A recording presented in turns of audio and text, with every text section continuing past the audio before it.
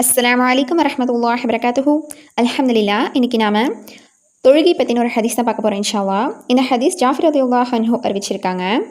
5 நேர தொழுகைகளின் உதாரணமானது உங்கள் ஒருவரின் வாசலில் நிரம்பி வழிந்தோடும் ஆற்றில் ஒவ்வொரு நாளும் 5 தடவை குளிப்பது போலாகும் என நபி ஸல்லல்லாஹு அலைஹி வஸல்லம் அவர்கள் கூறினார்கள். அல்ஹம்துலில்லாஹ்.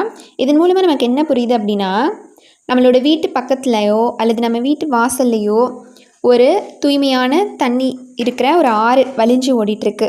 அதில் நம்ம ஒரு நாளைக்கு 5 தடவை குளிக்கிறோம் அப்படின்னா நம்ம உடம்புல எந்த அழுக்கும் இல்லாமல் நம்ம தூய்மையாக இருப்போம்.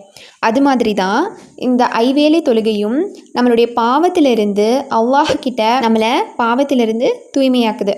அல்ஹம்துலில்லாஹ். அல்லாஹ் அக்பர். நம்ம டெய்லி 5 வேளை தொழுகிறதுல இவ்வளோ நன்மை இருக்கா அப்படின்னு நினைக்கிறீங்களா? இது மட்டும் கிடையாது. அல்லாஹ் தாலா 5 வேளை தொழுகிறதுல இன்னும் அதிகமான நமக்கு தெரியாத நன்மைகள் எல்லாம் அல்லாஹ் தாலா கொடுக்கறதுக்கு தயாராக இருக்கா. அந்த நன்மையை பெற்றுக்கொள்கிறதுக்கு தயவு செஞ்சு எந்த காரணத்துக்காகவும் உங்களுடைய 5 வேளை தொழுகையை ஸ்கிப் பண்ணிடாதீங்க. இது போன்ற மறுமைக்கு பலன் தரக்கூடிய ஹதீஸ்களும் குர்ஆன் வசனங்களும் உங்களுக்கு டெய்லி வேணும்னா நம்ம சேனல் சப்ஸ்கிரைப் பண்ணிக்கோங்க. அஸ்ஸலாமு அலைக்கும் வரஹ்மத்துல்லாஹி வபரகாத்துஹு.